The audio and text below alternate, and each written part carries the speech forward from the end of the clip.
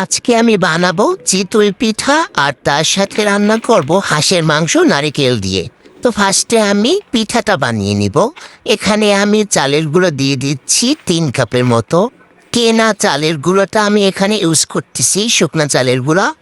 এই যে 2 কাপ দিয়ে দিলাম, এরপরে এই যে 3 কাপ দিয়ে দিলাম।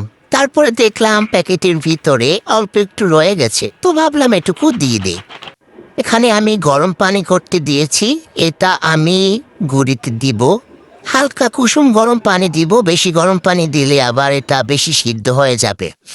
এরপরে আমি গরম পানি দিয়ে এর মতো ডো বানিয়ে কিছুক্ষণ রেস্টে রেখে দিব এখন। তারপরে আমি এটা পাতায় বেটে নিলাম।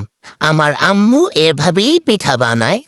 চালের গুঁড়োটা ফার্স্টে গরম পানি দিয়ে ভিজিয়ে রাখি, তারপরে পাতায় বেটে তারপরে পিঠা বানায়। এরপরে আমি চলে আসলাম এটা পানি দিয়ে মাখার জন্য। এখানে আমি নর্মাল পানিতে ইউজ করেছি। এরপরে আরে দূর শালা, এটা কি হলো? তো যাই হোক, ওটা পরে আমি পরিষ্কার করে নেব, আপনাদের তুমি রেসিপিটা দেখাই। এরপরে আমি এখানে একটু রান্নার তেল দিয়ে দিলাম আর তার সাথে বেকিং সোডা দিয়ে দিলাম।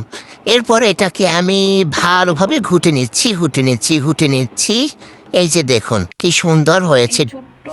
এরপরে আমি এই ছোট্ট কিউট কড়াইটা কারেন্টের চুলায় দিয়ে গরম করে নিলাম। এখন আমি পিঠা বানানো শুরু করব। তো বিসমিল্লাহ বলে প্রথম পিঠাটা দিয়ে দিলাম। এরপরে আমি এটাকে ঢাকনা দিয়ে ঢেকে দিব। ঢাকনার যে একটা ফুটা থাকে ওটা আমি টিস্যু পেপার দিয়ে মুড়ে দিয়েছি যাতে ভাপটা না সরে যায়। এই হচ্ছে আমার প্রথম পিঠা। তো মাশাআল্লাহ, পিঠা ভালোই হয়েছে, ছিদ্রযুক্ত পিঠা। তো ননস্টিক প্যানে ফার্স্ট টাইমই বানাচ্ছি পিঠা। তো ভাবছিলাম কেমন না কেমন হয়, তো না মাশাআল্লাহ ভালোই হচ্ছে। এরপরে আমি এক এক করে পিঠাগুলো বানিয়ে নিচ্ছি। এই যে দেখুন কত ছিদ্রযুক্ত পিঠা হয়েছে, আর পিঠাগুলো এত নরম হয়েছে কি বলবো আপনাদের। এই যে আমি আবার একটা পিঠা একটু ভেঙে খেয়ে দেখেছিলাম কেমন হয়েছে। এই যে দেখুন কত নরম। তো এই যে অনেকগুলো পিঠা আমি বানিয়ে ঝাড়জিতে রেখে দিয়েছি। এই যে এটাও আমার রেডি। এখন আমি সর্বশেষ পিঠাটা দিয়ে দিলাম। দেখেন আমার কড়াইয়ের অবস্থা কি, জানি না এই দাগগুলো উঠবে কিনা, এগুলো উঠাতে অনেক কষ্ট হয়ে যাবে। যাই হোক, পিঠা তো হয়েছে। এই যে আমি আবার একটু দেখাচ্ছি আপনাদের পিঠাগুলো কতটা সফট হয়েছে। এই যে এতগুলো পিঠা আমার হয়েছে। এরপরে আমি চলে আসলাম হাঁস রান্না করতে। এখানে আমি সব মশলা কষিয়ে নিলাম।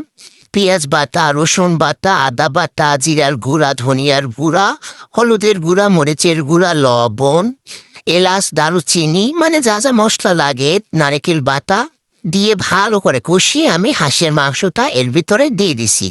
এখন এটাকে আমার ভালো করে কষাতে হবে যাতে হাঁসের ঘেরানটা না থাকে। এটাকে একদম ভাজা ভাজা করে ফেলতে হবে। তো এই যে আমার প্রায় হয়ে আসছে আর কি হাঁসের মাংস। এই যে ভালো করে আমি কষিয়ে নিচ্ছি। এটা আমি ঢাকনা দিয়ে ঢেকে তারপরে কষিয়েছি। ঢাকনা দিয়ে ঢেকে কষালে ভালো হয়। তো অবশেষে আমার হাঁস রান্না কমপ্লিট। এই যে দেখুন উপরে একদম তেল ভাসতেছে।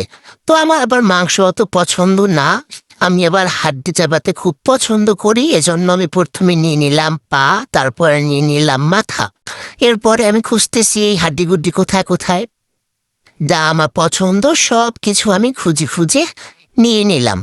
এই যে এরপরে আমার নরলি পছন্দ, এই যে একটা নরলিও নিয়ে নিলাম। এখন আমি পিঠা দিয়ে খাবো।